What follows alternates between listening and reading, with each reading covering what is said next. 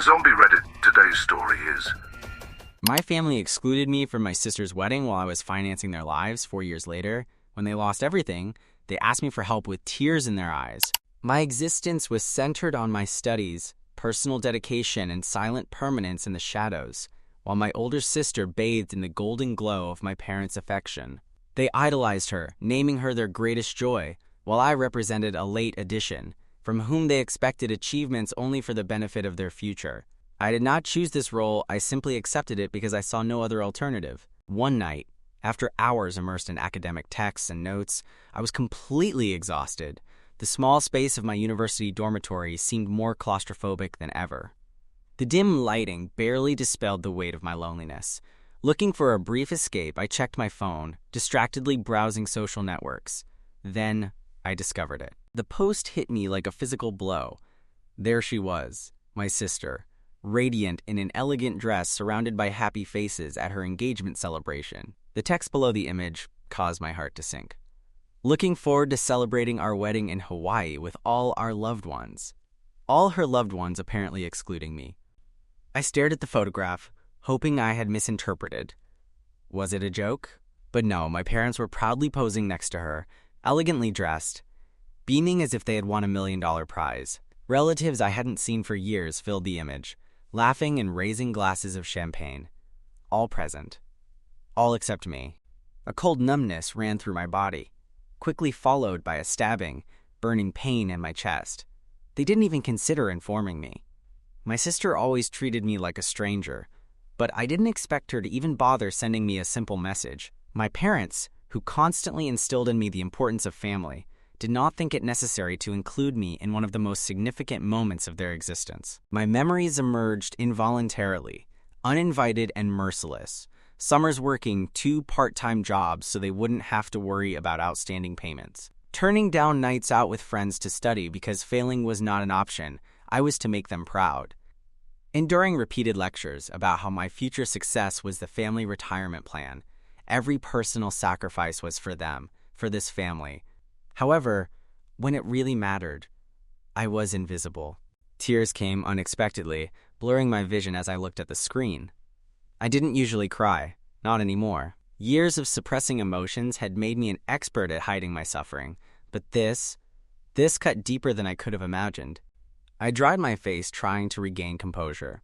My initial impulse was to call them, demanding an explanation. I needed to hear them say why I didn't deserve to take part in this celebration. With trembling hands, I dialed their number, answering machine. I tried again, same result. Understanding hit me like a second wave. They weren't just indifferent, they didn't even care enough to respond. My throat tightened, my breathing became heavy as I tried to hold back my tears. I couldn't bring myself to call my sister. What would be the point? She would either ignore me or, even worse, give me some half-hearted excuse that would only intensify my pain. I dropped my phone on the desk and remained motionless, staring at the wall. The silence was nauseating and suffocating. I had to accept the unpleasant truth that I had always avoided. I was expendable to them. 2 days passed before the first notification arrived from my parents, a cheerful message saying, "Don't forget to study hard." I felt something break inside me. My thumb hovered over the mute option before activating it, blocking their number. Then I repeated the action with my sister. I wasn't interested in their excuses or apologies, if they planned to offer any. The pain was too intense, and I couldn't bear the thought of listening to them minimize my feelings again. Update 1. The silence persisted as I ignored their calls. Days turned into weeks, and my inbox overflowed with their messages. Initially, their tone was calm, almost sweet, as if nothing had happened. They wanted to know why I wasn't returning their calls, why I was being so silent. My mother mentioned her concern and hoped I wasn't putting too much pressure on myself for the exams, but the false concern quickly gave way to aggressively indirect comments. My mother's voice, now sharper, began to insinuate my ingratitude. She listed everything they had done for me, how they supported me during university, the roof provided, the meals supplied. My father intervened in another message, accusing me of selfishness and dramatics for not appreciating the sacrifices made for me. Their carefully designed manipulation to generate guilt did not surprise me, but to hear it now, already wounded by pain, was unbearable. Her disappointment quickly escalated to anger. The maternal tone hardened, accusing me of being disrespectful, saying that, after all her effort, the least I could do was behave like a good son and answer her calls. The paternal messages were more aggressive and direct. She ranted about how I wasted time on drama instead of concentrating on my studies and my future. She called me ungrateful and disappointing. I deleted each message without listening to the whole thing. His words hurt deeply. But I couldn't bear to hear how they distorted everything to present themselves as victims. I had sacrificed so much for his approval. My time, energy, happiness, and now they portrayed me as the villain. The turning point came the following week when my cousin contacted me. We weren't close, so I wasn't expecting to hear from her. I knew she had attended the engagement party. Her name appeared among the numerous tags in my sister's glossy social media posts. She sounded hesitant, almost nervous, when she asked why I had missed the celebration. I explained that I hadn't even been invited. I could sense her barely contained anger. There was a silence on the line before she spoke again, cautiously, as if doubting whether she should share what she was about to say. He told me that he had heard my parents talking about me during the party. Not only did they know that I was available that weekend, but they had actively decided to exclude me. Their justification: I needed to keep concentrating on my studies to secure a well-paid job and eventually repay the family for their efforts. Their words hit me like a physical blow.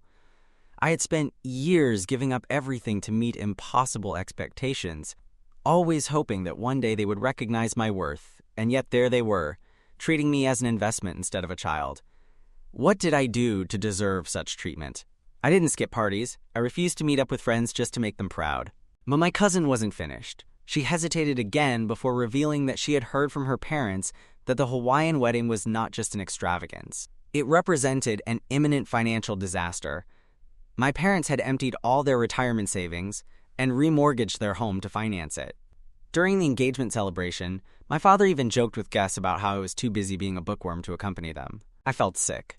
The image of my father casually making fun of me in front of a crowd of smiling faces, surrounded by people not concerned enough to question my absence. It was unbearable. The betrayal exceeded all expectations. That night, I stayed in my university dormitory, staring at the laptop screen. My chest felt tight as I composed a message for my parents, each keystroke fueled by years of repressed pain and anger. I didn't hold back. I reminded them of all the sacrifices I had made to meet their expectations. I described the summers spent working instead of enjoying my youth, the nights I stayed up studying while they focused their attention on my sister, and the countless times I sacrificed my own needs to make their lives easier. I questioned them about how they justified excluding me from such an important family event. Did they ever consider the impact of their decisions? Or did I simply represent a tool? A means to an end? The message did not beg for reconciliation. It demanded accountability. I needed them to understand the depth of the damage caused, even if they never apologized. I did not feel good about sending it. Part of me hoped they would finally acknowledge their mistake, but a bigger part knew better. Days passed without a reply. The silence was not surprising, but it still hurt. Then one morning, a message from him appeared in my inbox. I hesitated before opening it, but as I read his words, my chest tightened with a different kind of pain. The message was as cold and contemptuous as I feared. I was accused of ingratitude and selfishness, everything I had achieved being thrown back in my face. My father wrote that I needed to stop feeling sorry for myself and concentrate on my studies. My mother added the final stab, reminding me that family obligations involve sacrifices, and that I needed to grow up and stop behaving like a child. I reread the message repeatedly. Each word confirmed what I had always known, but never admitted. They did not perceive me as a person. For them, I was a project, an investment, a tool for their comfort and convenience. They accused me of ingratitude and selfishness, reproaching me for everything they had done. They said I should concentrate on my studies instead of complaining about a simple party. No tears came this time. Instead, a strange calm came over me, the kind associated with definitive decisions. I understood then that I didn't need their approval, validation, or love. Not if it came with conditions making me feel invisible and unworthy. They are right. I should choose myself. I closed my laptop. Let them invest time and money in my sister. Let them reap rewards from their golden daughter. Why should I care? Update 2. Anger burned for days after their derogatory message. Each written word resonated in my mind, each sentence more offensive than the last. They had twisted my suffering into a ridiculous narrative of ingratitude. I was not ungrateful, I was exhausted, tired of always giving, always sacrificing, receiving only contempt in return. The manipulative weight crushed me, but this time it did not paralyze me, it fueled my determination. I could no longer tolerate their behavior, expecting minimal affection and respect. They had clarified my position in their lives, and I was willing to accept it on my terms, not theirs. Late one night, I opened my laptop again without hesitation. I replied, each word precise and deliberate. I began by reminding them that any sacrifice supposedly made by me was only fulfilling basic parental obligations. Providing food, shelter, and education was not a favor, but a responsibility assumed when deciding to have children. I pointed out that, unlike my sister, I did not depend on their financial support for years. I obtained a scholarship covering tuition, and I worked part-time to manage expenses. I told them directly that I owed them absolutely nothing. Then I revealed everything. I told them how deeply their exclusion hurt, compromising celebrations and wedding plans. Not only the act itself, but the calculated choice to marginalize me, along with casual jokes about me during the celebration, made it clear that I only mattered for potential benefits. I asked them if their favorite daughter with a luxurious wedding and elegant parties would now be responsible for their retirement, having emptied their savings and taken on debts to finance her happiness. Finally, I concluded with a definitive break. I informed them that, as I was of legal age and able to live independently, I saw no reason to maintain this false relationship. Clearly, they valued my sister more highly, so they could rely on her and her new husband for everything from now on. I would no longer function as a scapegoat or a recipient of frustrations. I did not press send, expecting apologies or recognition. I sent it of my own accord. His reply arrived the next day, but I could not bring myself to read it. I deleted it unopened, knowing that it would contain the same manipulative guilt trip.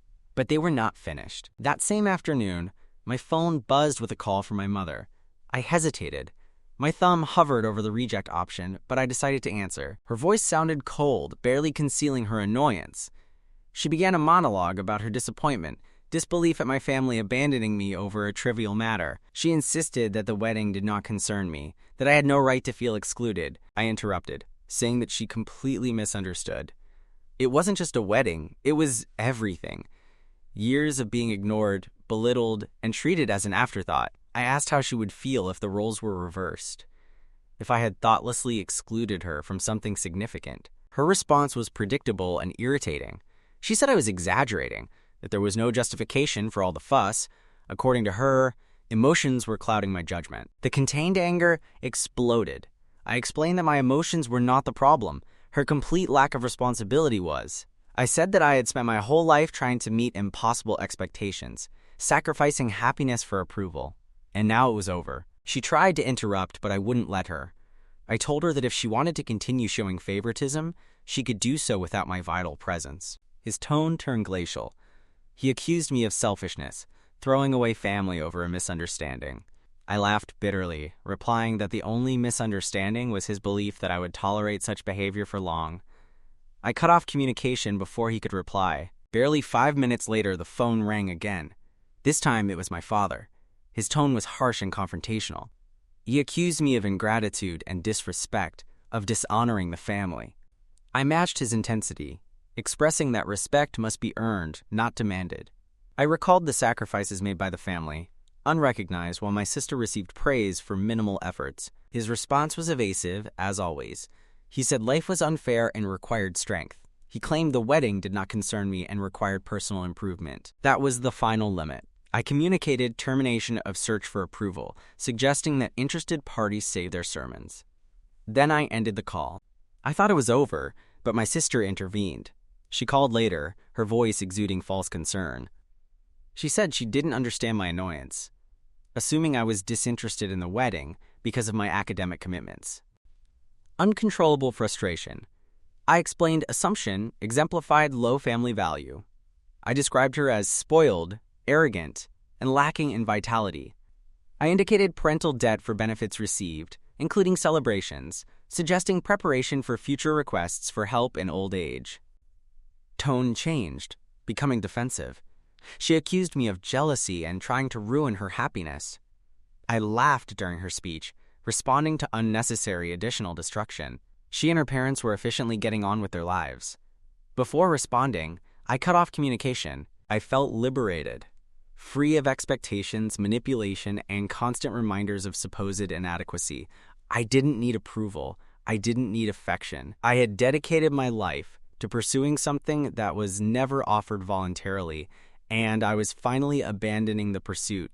They had decided, now I decided. Update 3. Constant feeling of inadequacy and achievements never celebrated replaced by tranquility. I had started a prestigious business internship. Connection facilitated by teachers. Demanding job, but I thrived. I felt recognition for my own achievements, not related to family or imposed image. They even expressed interest in permanent employment, representing a great advance. It was not the golden opportunity I had childishly dreamed of, but it was deservedly earned and made a fundamental difference. I kept my distance from my parents and siblings. I knew they would try to lure me back in with expectations, manipulation, and guilt. I refused to give them the power to minimize me again. While respect was absent during the struggle, it was present during the non-existent success. I eliminated contacts by blocking profiles. It was over. Then, unexpectedly late, I ran into an old friend in a cafe. I wasn't expecting to see anyone I knew, but there she was, Anne. A close friend of my mother's, she recognized me immediately and asked how I was. We started a trivial conversation, asking about my studies and my family. I gave the usual answers, maintaining a superficiality. But when I asked about my parents, I sensed a problem. She drew closer, discreetly, avoiding listeners, and explained the deteriorated situation. My father was unemployed, she said. He didn't know any specific details, apparently struggling to find sufficiently well-paid work to cover expenses. He mentioned that his mother was working excessively, insufficiently. Serious situation. It hurt more acceptable, trying to maintain a neutral expression. Anne continued, voice lowering, sharing the accumulation of parental debts. Hawaiian wedding. Sacrifices made resulted in financial disaster. Savings disappeared, facing consequences. She knew about the wedding investment, but external confirmation increased the sense of reality. They spent their last resources turning the wedding into a fairy tale, while she survived independently. It wasn't just about money. It reflected the priorities they had chosen. A real lack of interest in me. I kept calm, asking about her health, pretending not to know what was going on, but Anne was engrossed in gossip without realizing it. I expected parental resolution, difficult to visualize a solution while debts were drowning. Walking away, I felt satisfaction again, followed by greater darkness. I did not rejoice in suffering, nor did I lie. I was marginalized for years, demanding excellence without providing support. Now they sacrificed everything for an inconsequential celebration in the long term. Everything was collapsing around me. Days later, I received a message from my mother. New number requesting conversation. She described parental work difficulties requiring help. She recalled achievements, sacrifices enabling success, now requiring return support. I did not reply, fingers hovering over the keyboard, angry sarcasm at the ready, but I refrained. I simply deleted the message, nothing worth expressing. He never understood personal sacrifice. Now he expected total abandonment, saving them. It would never again provide security. Days later, I meet cousin. Recent contact absent. Casually mentioned home situation. Confirmed suspicions. Sister's life in perfect appearance. Marriage built on pedestal extravagant celebration. Crumbling pressure. Apparently unhappy in-laws' wedding expenses. Withdrawing support. Sister, always perfect parental vision, faced consequences of decisions, did not avoid momentary sympathy, quickly replaced by determination, would not rescue. Always the favorite child, everything was made easy for her. Now she learned the meaning of her own decisions. She got what she wanted.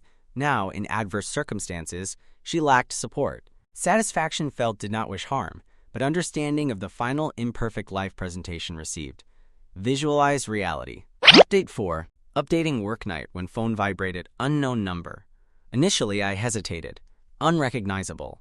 Then, counterintuitively, I answered. It was my mother. Tense, faint voice, noting immediate problem. Without delay, she explained the circumstances. Difficult times, she said, requiring help. She mentioned an out-of-control financial situation, a wedding depleting savings, her father's unemployment causing strife. Perceived vocal guilt, with no expected effect. Said hoped for calm finally achieved. Father took up communication later, defensive tone without regret, started by blaming bad luck, uncontrollable circumstances, said worked tirelessly to solve it, nothing worked. They knew of no alternatives. Admitted, almost pleading. I was their only hope. Words provoked disgust. I listened momentarily, allowing circumlocutions. No apologies, no acknowledgments. They expected total oblivion, omission, betrayal, simply by going through difficulties. Finally speaking, voice firm, but incomparably cold. They emptied savings, mortgaged their homes, used retirement funds for lavish celebrations for their sisters and spouses. I called them stupid. Disbelief at future financial sacrifice, bridal frivolity, purpose? To impress, selfless. I asked about real belief, ability to squander, especially when providing for a child. Ignored years, working to ensure a future. Did they consider this? Obviously not. I called them incredibly selfish. They spent resources on an ephemeral celebration, shamelessness in asking for help now. They did not deserve help, clarified. Sister subsequently called marital number. I assumed unknown number meant a family member. Different voice, trembling, guilty, desperate. She was crying. She said lack of understanding, circumstantial deterioration, postnuptial collapse. She begged for forgiveness. Forgiveness of the past, help with recovery. She insisted on family priority. Irony mocked. She asked for a pretense of normality, ignoring years of negligence, favoritism, exclusion. She did not even try to understand her anger. She only required rescue, a general resolution. She never recognized her own family as belonging to her. I said restorative interest.